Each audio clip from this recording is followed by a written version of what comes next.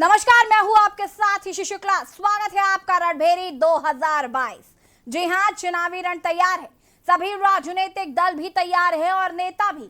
उत्तर प्रदेश में सियासी हलचल तेज है क्योंकि सभी दलों को सिर्फ उत्तर प्रदेश का चुनावी रण फतह करना है। राजनीतिक दलों की सेनाएं दौड़ रही हैं, इनके सेनापति घोड़ों पर सवार होकर निकल पड़े हैं। हर राज्य, हर जिले में पार्टियां अपना परचम लहराना चाहती हैं क्योंकि सभी राजनीतिक दल भली भांति जानते हैं कि सत्ता पर काबिज होना इतना आसान नहीं है।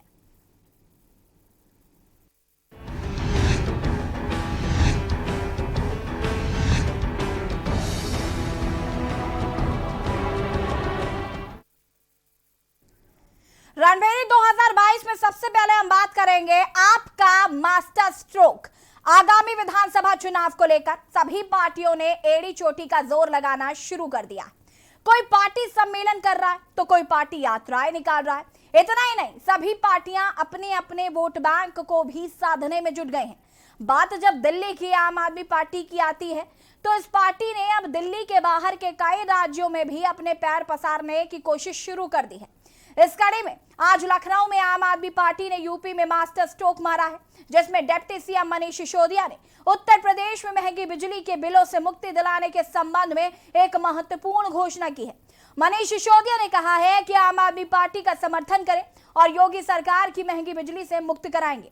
आम आदमी पार्टी की सरकार बनने के 24 घंटे के अंदर हर आदमी तो घरेलू उपयोग के लिए 300 यूनिट तक बिजली फ्री मिलेगी। यूपी की जनता महंगी बिजली से बहुत दुखी है। सीएम अरविंद केजरीवाल ने दिल्ली में बेहतर काम किया है और दिल्ली में आज बिजली के बिल 0 आ रहे हैं। बिजली के साथ यूपी में आज एक मास्टर स्ट्रोक जो है वो आम आदमी पार्टी की तरफ से दिया गया है। 24 घंटे के अंदर फ्री बिजली देने का वादा आज डिप्टी सीएम मनीष सिसोदिया ने ऐलान किया प्रेस कॉन्फ्रेंस करके। उन्होंने कहा कि योगी सरकार की महंगी बिजली से जनता काफी परेशान है, तो हुआ ना आम आदमी पार्टी का ये मास्टर स्ट्रोक। और क्या कुछ कहा है वो भी आपको सुना देते हैं। चुनाव में 6 महीने बाकी हैं, जिनके घरों में महंगे महंगे बिजली के बिल योगी सरकार ने भेज रखे हैं और योगी सरकार उनको अपराधी मान रही है। योगी जी की सरकार उनको अपराधी मान रही है। मैं उन लोगों को कहना चाहता हूं कि घबराना मत, थोड़ा सा धैर्य रखिए और आम आदमी पार्टी का समर्थन करिए। विधानसभा चुनाव में 6 महीने बाकी हैं। 6 महीने बाद में आम आदमी पार्टी की सरकार बनवाइए। जितने लोगों के बकाया बिल हैं, जो योगी सरकार की महंगी बिजली की वजह से आपके ऊपर अपराधी बन के चढ़े हुए हैं, जो आपको अपराधी बना रहे हैं, आम आदमी पार्टी की सरकार बनते ही इन बिलों को फाड़ के फेंक दीजिएगा। सबके बकाया बिल माफ कर दिए जाएंगे। ये महंगी बिजली आपके घर में अगर आती है और महंगे बिल अगर आपके घर में आते हैं तो इसमें अपराधी आप नहीं है, अपराधी वो सरकार है जो महंगी महंगी बिजली करके पैसा कमा रही है। वो पार्टी है जो बिजली महंगी करके अपना चंदा जुटाती है। लोग अपराधी नहीं है, इसमें लोगों को अपराधी की तरह जीने की जरूरत नहीं है। आम आदमी पार्टी की सरकार, जैसे हमने केजरीवाल जी ने दिल्ली में करके दिखाया, वहां पे बिजली के बिल 0 आ रहे हैं, वहां पे 24 घंटे बिजली आ रही है। इसी तरह से यहां पे भी करेंगे कि बिजली के बिल 0 आएंगे और जिनके बकाया बिल हैं उनके बिल 0 करेंगे। और यहाँ पर ये आम आदमी पार्टी का मास्टर स्ट्रोक है कि उन्होंने कहा कि यूपी में बिजली महंगी हो रही है और योगी सरकार की महंगी बिजली से जनता काफी त्रस्त है।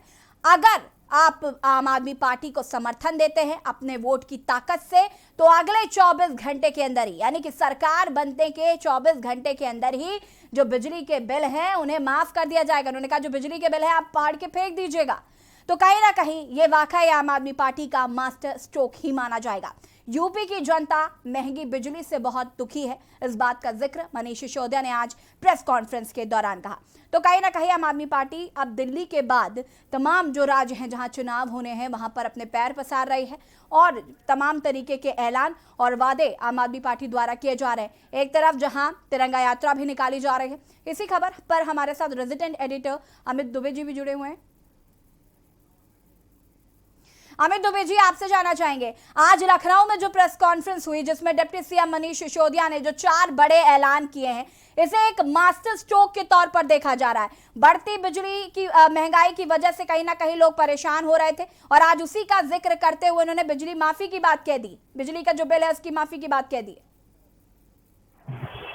देखिए, दो चीजें हैं। आम आदमी पार्टी कोई बहुत पुरानी पार्टी नहीं है, ना आंदोलन से निकली हुई पार्टी है। ऐसे जी। में अगर हम बैकग्राउंड में जाते हैं, हिस्ट्री में जाते हैं, तो आम आदमी पार्टी में बहुत ज्यादा कुछ नहीं मिलता। जी। और यही बड़ी वजह है कि जब तमाम नेताओं से हमारी बात होती है तो उनका साफ तौर पर कहना है कि उनके पास एक ही चीज है, वो है दिल्ली मॉडल।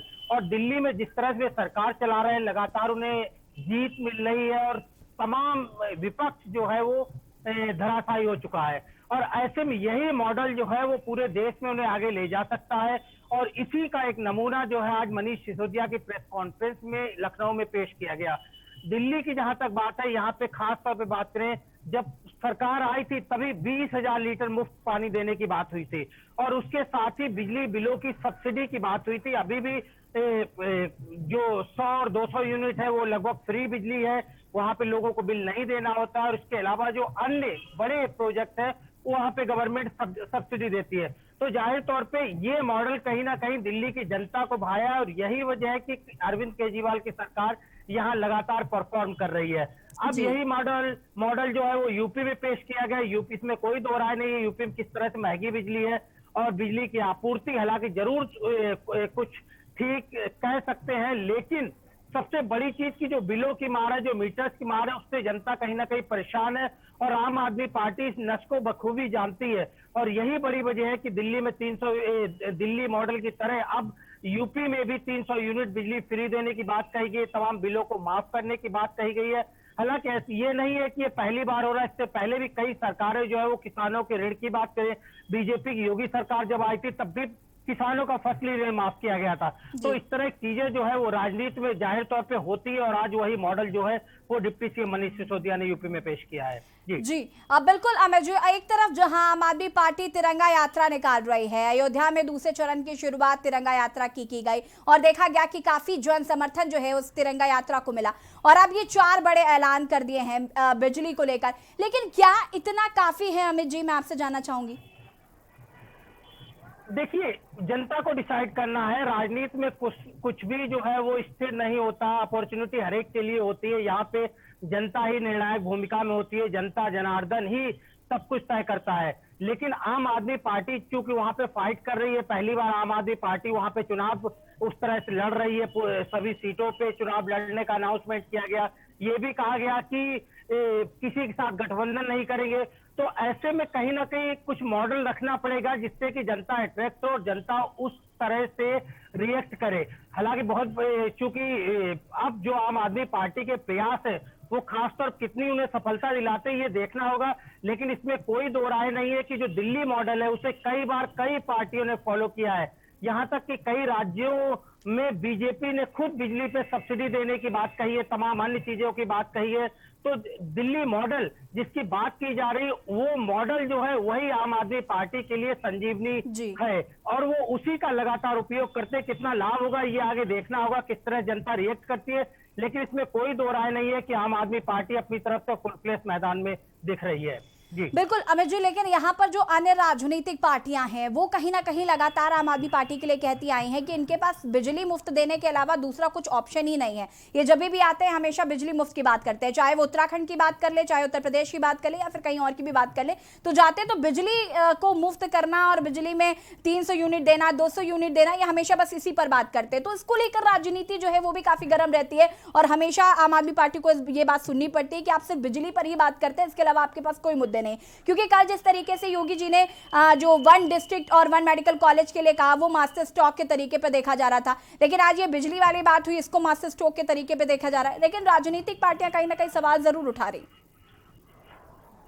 देखिए, दो बड़ी चीजें हैं। हालांकि आम आदमी पार्टी जरूर बिजली की बात करती है, लेकिन मुद्दा सिर्फ बिजली का नहीं है। तमाम पार्टियों की बात करें तो अखिलेश यादव ने कैसे लैपटॉप देने की बात कही थी, उसके बाद जिसकी मैं योगी सरकार की बात कर रहा हूं, चाहे वो कन्या विद्याधन की बात हो या योगी सरकार की बात कर किसानों के ऋण माफी की बात हो, तमाम चीजें जो है वो पार्टियों का अपना अपना एजेंडा होता है और अपने अपने एजेंडे के अनुसार पार्टियां जो है वो चुनावी मैदान में उतरती रही, अपने अपने मैनिफेस्टो को जारी करती रही है। अगर हम केंद्र सरकार की बात करें तो खुद कांग्रेस ने किसानों को तमाम उन लोगों के लिए बात की थी कि उन्हें 72,000 पर साल की इनकम करवाई जाएगी। यानी जिन लोगों को 72,000 की इनकम नहीं हो रही है उन्हें केंद्र सरकार की तरफ से, यानी कांग्रेस गवर्नमेंट आती है तो फिर कांग्रेस इस तरह से पूर्ति करेगी। तो इस तरह की चीजें नई नहीं है। वो ये यहाँ पे ये अलग की बात है कि आम आदमी पार्टी बिजली की बात कर रही है, पानी की बात कर रही है, मेडिकल सुविधाओं की बात कर रही है, लेकिन तमाम पार्टियां जो है वो इस तरह की रणनीति अपनाती रही है। जी अमित जी, मैं यहाँ पर आपसे ये भी समझना चाहूंगी कि उत्तर प्रदेश, जिस तरीके से कहा जाता है कि उत्तर प्रदेश में जो चुनाव जीतता है उसके लिए दिल्ली का रास्ता बहुत आसान होता है, दिल्ली पर काबिज होना बड़ा आसान होता है। ऐसे में आम आदमी पार्टी की अगर हम बात करें तो उससे पहले हमारे पास उत्तर प्रदेश में समाजवादी पार्टी है, कांग्रेस है, तमाम अन्य बड़ी पार्टियां और भी हैं। ऐसे में आम आदमी पार्टी का क्या अस्तित्व होगा उत्तर प्रदेश में? देखिए, आम आदमी पार्टी अपनी तरफ से प्रयासरत है। आम आदमी पार्टी का कहना है कि अगर जब हम लोगों से, उनके कार्यकर्ताओं से बात करेंगे कि 403 विधानसभा सीटें हैं, उसमें कितनी उन्हें सफलता मिलती है देख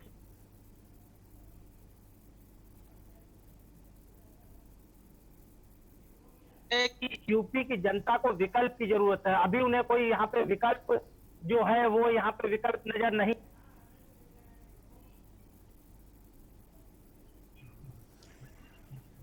उस विकल्प की अगर हम बात करते हैं यहाँ पे, तो जाहिर तौर पे एक विकल्प के रूप में आम आदमी पार्टी यहाँ पे पेश हो रही है। और सबसे बड़ी चीज है कि इसमें कोई दो राय नहीं है कि दिल्ली का जो मॉडल है वो, उसके आगे तमाम पार्टियां धराशायी हुई है। चाहे वो हम मोहल्ला क्लिनिक की बात करें जहां लोगों को फ्री दवाएं मिलती है, या महिलाओं को फ्री डीटीसी में यात्रा की बात करें, या हम बिजली पानी की बात करें, तो बहुत सारे मॉडल हैं जो दिल्ली की जनता को कहीं ना कहीं भा रहे हैं, जिस वजह से अरविंद केजरीवाल जो है वो लगातार यहाँ पे सरकार बना रहे हैं। बिल्कुल अमित जी, कहीं ना कहीं ये जनता ही तय करेगी। आप हमारे साथ बने रहिए, आपसे और भी जानकारी लेंगे। मनीष पांडे जी जुड़ गए हैं, रेजिडेंट एडिटर लखनऊ से हमारे साथ। मनीष जी, आपसे जानना चाहेंगे, आज जो आम आदमी पार्टी ने प्रेस कॉन्फ्रेंस की है और उन्होंने कहा है कि बिजली जो है वो 300 यूनिट जो है वो फ्री दी जाएगी और बाकी जो बकाया बिल है उनको माफ कर दिया जाएगा, तो क्या ये मास्टर स्ट्रोक है उत्तर प्रदेश के लिए? क्या इतना काफी है?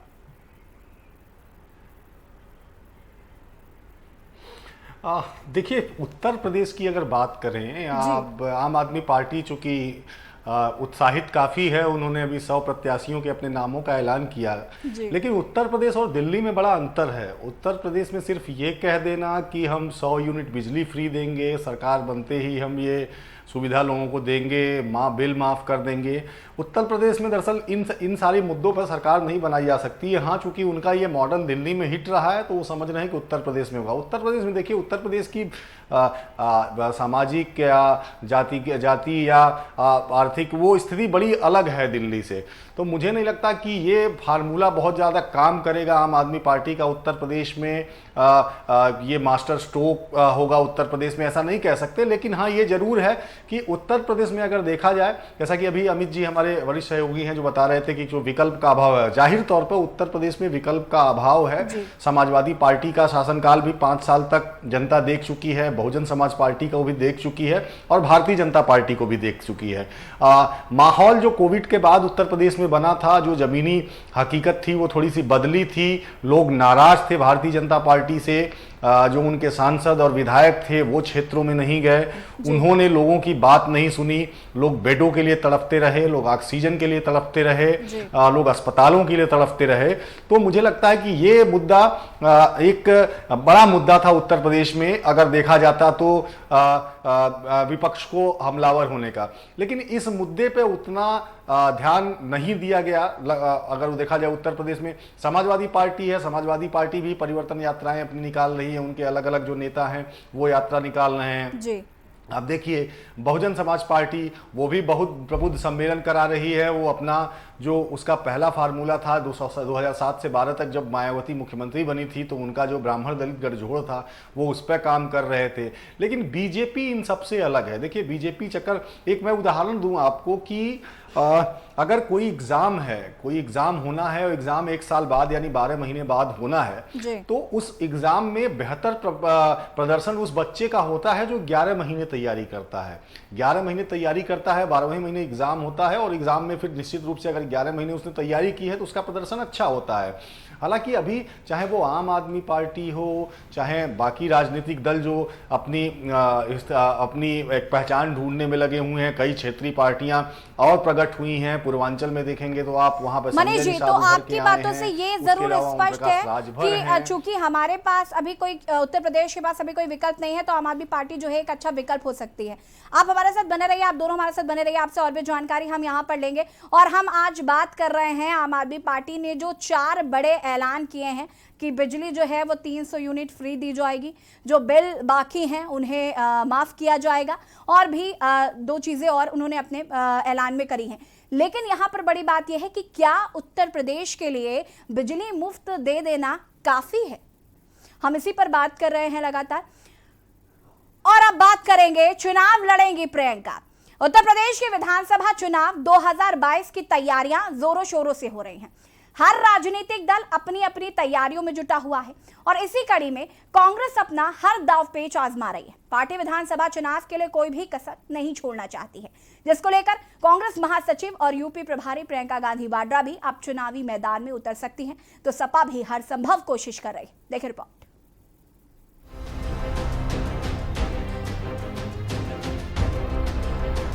अगले साल होने वाले यूपी विधानसभा चुनाव को लेकर सभी राजनीतिक दल एड़ी चोटी का जोर लगा रहे हैं। कोई भी राजनीतिक दल कोई भी कसर नहीं छोड़ना चाहता। इसी के चलते अब कांग्रेस महासचिव और यूपी प्रभारी प्रियंका गांधी वाड्रा रायबरेली सदर से किसी सीट से चुनावी मैदान में उतर सकती हैं। यदि ऐसा होता है तो प्रियंका गांधी परिवार की पहली सदस्य होंगी जो विधानसभा चुनाव लड़ेंगी। इससे पहले गांधी परिवार के सभी सदस्यों ने सिर्फ लोकसभा चुनाव लड़ा है। हम इस लड़ाई में उतरे हैं और इस चुनाव का सामना कर रहे हैं एक चेहरा लेकर, जो चेहरा माननीय प्रियंका गांधी का है। वो दिन रात काम कर रही हैं कि हम चुनाव में सफल हों और सशक्त रूप से चुनाव लड़ें, वही हमारा चेहरा है। वहीं सूत्रों का कहना है कि प्रियंका की पहली पसंद अमेठी है, क्योंकि वहां राहुल गांधी की हार का बदला लेने के लिए अमेठी में लोकसभा चुनाव की जमीन तैयार करेंगी, जिससे स्मृति ईरानी को 2024 के लोकसभा चुनाव में चुनौती दी जा सके। तो उत्तर प्रदेश में अगले साल होने वाले विधानसभा चुनाव समाजवादी पार्टी के लिए लिटमस टेस्ट की तरह है। पार्टी के सुप्रीमो और यूपी के पूर्व सीएम अखिलेश यादव की इस चुनाव में अग्नि परीक्षा है। ऐसे में सपा ने जनसंपर्क अभियान के लिए ताकत झोंक दी है। पार्टी ने अपने पहले जन आक्रोश यात्रा के जरिए जनता की नब्ज टटोलने की कोशिश की, तो बदायूं में 18 सितंबर को सपा की जन आक्रोश रैली शहर के इस्लामिया कॉलेज मैदान में सपा की रैली होने वाली है। रणभेरी 2022 का चुनावी रण तैयार है। सभी राजनीतिक दल एड़ी चोटी का जोर भी लगा रहे हैं। किसी न किसी बहाने अपने दल का शक्ति प्रदर्शन भी कर रहे हैं। सभी राजनीतिक दल वो हर कोशिश कर रहे हैं जिससे यूपी के मतदाता का वोट हासिल किया जा सके। अब देखना ये होगा कि आखिर कौन यूपी विधानसभा 2022 के चुनावी सिंहासन पर सबसे पहले पहुंचेगा और सिंहासन पर बैठेगा। स्पेशल रिपोर्ट के न्यूज इंडिया।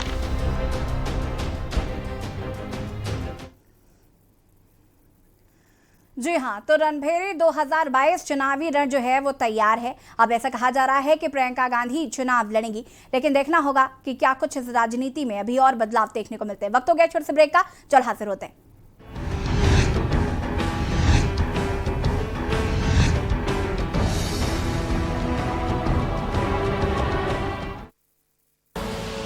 आप देख रहे हैं के न्यूज, खबरों का सारथी। पर ये दिल है कि चख रहा है उन्हीं अल्फाजों का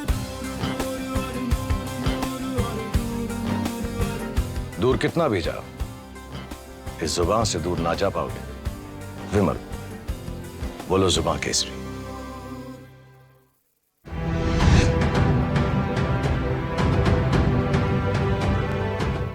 खुदी को आजमाया है तो ये अंदाज आया है, खुदी को आजमाया है तो ये अंदाज आया है।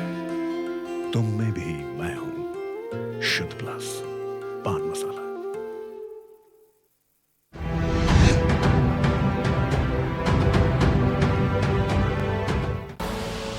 आप देख रहे हैं के न्यूज, खबरों का सारथी।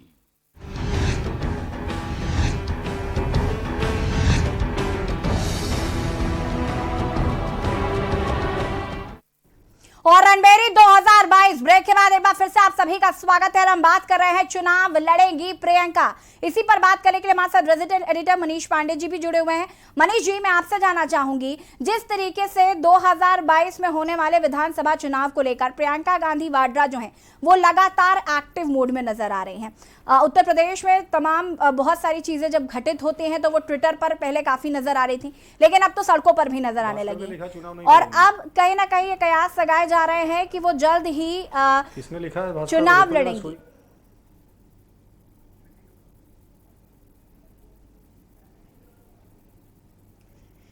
संपर्क करने की कोशिश करते हैं मनीष जी को। फिलहाल हम बात कर रहे हैं चुनाव लड़ेंगी प्रियंका गांधी, और अगर ऐसा होता है तो गांधी परिवार की पहली ऐसी सदस्य होंगी प्रियंका गांधी जो कि विधानसभा चुनाव लड़ेंगी। रायबरेली सदर से चुनावी मैदान में उतरने की तैयारी है और कयास लगाए जा रहे हैं कि वो अमेठी से चुनाव लड़ेंगी। विधानसभा चुनाव लड़ने वाली गांधी परिवार की पहली सदस्य होंगी। यूपी चुनावी रण फतह करने को राजनीतिक दल पूरी तरीके से तैयार है। इससे पहले हमने आपको दिखाया कि कैसे आज आम आदमी पार्टी ने प्रेस कॉन्फ्रेंस कर बड़े ऐलान किए और अब प्रियंका गांधी वाड्रा चुनाव लड़ सकते हैं। तो कहीं ना कहीं 2022 में चुनाव होने वाले हैं और तमाम बदलाव जो हैं वो अभी से ही देखने को मिलने लगे हैं। हर राजनीतिक पार्टी अपनी कमर कस चुकी है, सड़कों पर नजर आ रही है, जनता से मिल रही है, जनता को लुभाने के प्रयास किए जा रहे हैं, तमाम वादे किए जा रहे हैं और कहा जा रहा है कि उन्हें पूरा किया जाएगा। लेकिन ये जनता को तय करना है, आपको तय करना है कि 2022 में किसके सर पर सजेगा ये ताज। रायबरेली से फिलहाल बात कर रहे हैं कि रायबरेली सदर से किसी भी सीट पर चुनाव लड़ सकती हैं प्रियंका गांधी वाड्रा, लेकिन अमेठी से शायद चुनाव लड़ सकती हैं, ऐसी बातें अभी सामने आ रही हैं। हालांकि जल्द ही क्लियर हो जाएगा कि प्रियंका गांधी कहां और किस सीट से चुनाव लड़ेंगी। चुनावी अखाड़े में तार ठोक रहे हैं सभी राजनीतिक दल, तमाम बड़े बड़े वादे किए जा रहे हैं। उत्तर प्रदेश में जिस तरीके से 2022 में चुनाव होने हैं और उत्तर प्रदेश में चुनाव जीतना हर पार्टी की मंशा है, हर राजनीतिक दल चाहते हैं कि उत्तर प्रदेश को फतह किया जाए, लेकिन तमाम वादे जो हैं वो किए जा रहे हैं। मुख्यमंत्री योगी आदित्यनाथ ने कल जिस तरीके से ऐलान किया कि 1 डिस्ट्रिक्ट 1 मेडिकल कॉलेज होगा, स्वास्थ्य सेवाओं पर ध्यान देने के लिए कहा, वो कहीं ना कहीं एक मास्टर स्ट्रोक के तरीके पर देखा जा रहा था। आज आम आदमी पार्टी ने प्रेस कॉन्फ्रेंस की, उसे मास्टर स्ट्रोक के तरीके पर देखा जा रहा है कि उन्होंने बिजली मुफ्त देने की बात कही है, साथ ही साथ जो बिल हैं उन्हें माफ़ करने की बात कही है। तो कहीं ना कहीं लुभाने का प्रयास हर राजनीतिक दल कर रहे हैं। मनीष जी हमारे साथ लगातार जुड़े हुए हैं। मनीष जी, आपसे जानना चाहेंगे, इस बार हमने देखा कि कैसे प्रियंका गांधी वाड्रा जो हैं वो अभी तक ट्विटर पर उत्तर प्रदेश के तमाम ऐसे मुद्दे थे, जो भी घटनाक्रम चलता था उसको लेकर हमेशा एक्टिव नजर आती थी। अब वो सड़कों पर नजर आने लगी हैं, जनता के बीच जाने लगी हैं, मिलने लगी हैं। ऐसे में अब अगर वो विधानसभा चुनाव लड़ती है, जिस तरीके से कयास लगाए जा रहे हैं कि वो विधानसभा चुनाव लड़ने जा रही, तो क्या इसका असर उत्तर प्रदेश की राजनीति में पड़ेगा? देखिए, बिल्कुल जाहिर तौर पे अगर प्रियंका गांधी चुनाव लड़ने जाती हैं तो चुनाव का असर जरूर पड़ेगा उत्तर प्रदेश में। देखिए, पिछले करीब 1 दशक से अगर देखा जाए उत्तर प्रदेश में कांग्रेस की स्थिति बहुत खराब थी। प्रियंका गांधी के कमान संभालने के बाद प्रियंका गांधी की जब राजनीति में एंट्री होती है तभी से लोग इंतजार कर रहे थे कि प्रियंका गांधी कब सक्रिय राजनीति में आएंगी, उत्तर प्रदेश का रुख कब करेंगी। लेकिन देखिए, लंबा वक्त बीत गया और अब ये बात चल रही है कि प्रियंका गांधी शायद विधानसभा चुनाव लड़ें। लेकिन देखिए, जहां तक हमें जानकारी मिल रही है अभी उनका कैसा कोई इरादा नहीं है, लेकिन ये जरूर है कि प्रियंका गांधी अपने संगठन को मजबूत करने में लगी हुई हैं। अगर पहले की आप कांग्रेस देखिए, पहले यानी 5 साल पहले की कांग्रेस, 5 साल पहले की जब विधानसभा चुनाव हुए थे उस समय कांग्रेस की क्या स्थिति थी और अब कांग्रेस की क्या स्थिति है, तो आपको बड़ा अंतर समझ में आएगा। उत्तर प्रदेश में निश्चित रूप से धीरे धीरे जैसे जैसे कांग्रेस की साख खत्म होती गई, उसी के चूंकि उत्तर प्रदेश के इर्द गिर्द ही केंद्र की सत्ता घूमती है, तो उत्तर प्रदेश में जिस तरीके से धीरे धीरे कांग्रेस राजनीति से दूर होती गई, उसी तरह से दिल्ली से भी वो दूर होती गई। तो ऐसे में कांग्रेस को भी ये सोचना पड़ा। और प्रियंका गांधी चूंकि देखिए, इसमें कोई दो राय नहीं है कि उत्तर प्रदेश में अगर राहुल गांधी आते हैं और दूसरी प्रियंका गांधी आती हैं तो प्रियंका गांधी को लोग ज्यादा पसंद करते हैं। प्रियंका गांधी लोगों के बीच में जाती जाती हैं। एक दो उदाहरण हैं, आपने देखा होगा कि जब अभी पंचायत चुनाव में एक सीतापुर की महिला थी, वहां पर उसके साथ जो बदसलूकी हुई, कपड़े खींचे गए, कपड़े उतारे गए, तो प्रियंका गांधी उसके घर पहुंच जाती हैं। किसी को पता नहीं होता है, प्रियंका गांधी लखनऊ आती हैं और उसके घर पहुंच जाती हैं। और अभी इस दौरे में वो जो जिला पंचायत सदस्य की प्रत्याशी थी समाजवादी पार्टी से, वो कांग्रेस ज्वाइन कर लेती है। तो कहीं ना कहीं प्रियंका गांधी की स्वीकार्यता है, लोगों में है। अगर प्रियंका गांधी सक्रिय रूप से उत्तर प्रदेश में आती हैं तो पार्टी मजबूत होगी, कांग्रेस मजबूत स्थिति में आएगी। लेकिन ये तो तय करना जो कांग्रेस का जो शीर्ष नेतृत्व है उसी का काम है कि प्रियंका गांधी कितना समय बिताती हैं। सोशल मीडिया पे काफी समय एक्टिव रही। 1-1.5 साल से आपने देखा होगा कि 1-1.5 साल पहले जब वो प्रियंका गांधी सक्रिय राजनीति में आई, जिस तरीके से वो सोशल मीडिया पे उन्होंने सरकार पे हमले करने शुरू किए, तो एक पूरी जो सत्तावादी जो सत्तारूढ़ दल है उसका भी एक पूरा का पूरा एक सिस्टम बन गया, वो भी प्रियंका के हमलों का जवाब देने लगा। लेकिन प्रियंका धीरे धीरे जब लोगों के बीच में जाने लगी तो थोड़ी जगह जरूर कांग्रेस की पहले से बनने लगी। लेकिन ये पूरा देखना ये है कि पूरा जब तक वो पूरा उत्तर प्रदेश में समय नहीं देंगी। बहुत दिनों से हम लोग भी सुन रहे हैं कि प्रियंका गांधी के लिए घर ढूंढा जा रहा है, लखनऊ में उनके लिए बंगला ले लिया गया है, प्रियंका गांधी अब लखनऊ ही रहेंगे। लेकिन प्रियंका गांधी 2 दिन के लिए आती हैं और फिर दिल्ली चली जाती हैं। तो देखिए, मुझे लगता है कि अगर वास्तव में उत्तर प्रदेश की राजनीति में एक बार फिर कांग्रेस को वापस ले आना है तो थोड़ा समय देना पड़ेगा। जिस तरीके से वो काम कर रही हैं, पब्लिक उन्हें पसंद कर रही है, पब्लिक के साथ अच्छा कनेक्ट होती हैं, जहां भी जाती हैं लोग उनके लिए, उनके देखने के लिए, उनकी बातें सुनने के लिए उमड़ते हैं। लेकिन उत्तर प्रदेश में भारतीय जनता पार्टी की सरकार है। भारतीय जनता पार्टी की वो सरकार है जिसने अपने बूथ लेवल से लेकर पन्ना प्रमुख तक बना डाले हैं, अपने कार्यकर्ताओं से लेकर अपने पदाधिकारियों तक रेगुलर ट्रेन करती रहती है। तो ऐसा मैंने थोड़ी देर पहले आपको उदाहरण दिया कि जो 365 दिन में पढ़ाई करेगा, एग्जाम में वो बेहतर परफॉर्म करेगा, लेकिन एग्जाम आने पर जब कोई चुनाव की परीक्षा की तैयारी करे तो मुझे लगता है कि वो 365 दिन वाले से उसका प्रदर्शन बेहतर नहीं होता है। लेकिन फिलहाल अभी भी हम ये कह सकते हैं कि अभी भी कांग्रेस के लिए उत्तर प्रदेश में अपनी मजबूत स्थिति बनाना, बेहतर प्रदर्शन करना, जो उनकी 4-5 सीटें हैं विधानसभा में, हो सकता है बढ़ा ले जाए, लेकिन अभी भी सरकार से टक्कर लेना या बीजेपी से टक्कर लेना उत्तर प्रदेश में कांग्रेस के बस की बात नहीं है। जी बिल्कुल मनीष जी, अब बात अगर हम करें रायबरेली की, तो रायबरेली को कांग्रेस का गढ़ माना जाता है और जिस तरीके से रायबरेली में एक अच्छा हमने प्रदर्शन देखा है कांग्रेस का, कांग्रेस को बहुत लोग वहां पर पसंद करते हैं। मैं ये सवाल आपसे लूंगी, लेकिन आप हमारे साथ बने रहिए। चुनावी अखाड़े पर आज जिस तरीके से ये कहा जा रहा है कि प्रियंका गांधी वाड्रा चुनाव लड़ेंगी, फ्रंट तैयार है, लेकिन देखना होगा कि प्रियंका गांधी क्या वाकई चुनाव लड़ती है। फिलहाल वक्त हो गया छोटे से ब्रेक का, चल हाजिर होता है।